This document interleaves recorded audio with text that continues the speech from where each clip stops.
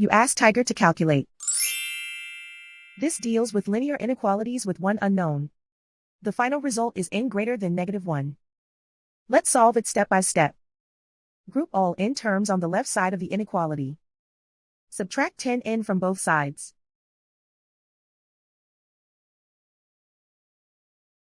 Group like terms.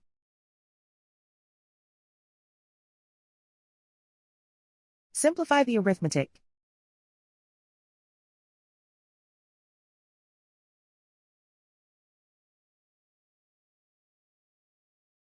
Group all constants on the right side of the inequality. Add 1 to both sides.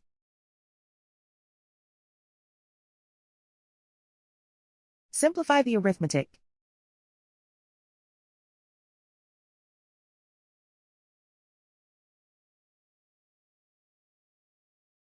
Convert the n into a positive number. Multiply both sides by -1. Whenever you multiply or divide by a negative, reverse the inequality sign.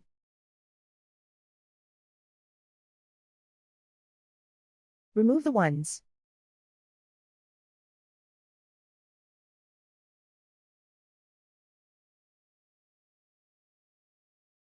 Plot the solution on a coordinate grid.